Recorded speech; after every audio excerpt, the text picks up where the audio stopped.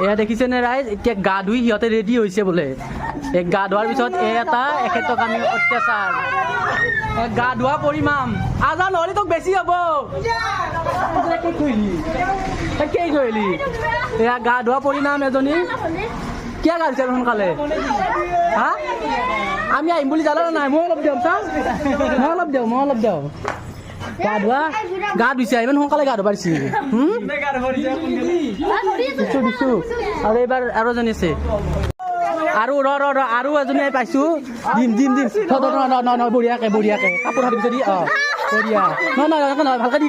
ঘূৰে নহয় বঢ়িয়াকে দি চোলালে যাব নাগে দি এইয়া গা ধোৱা পৰিণাম সোনকালে গা ধোৱা পৰিণাম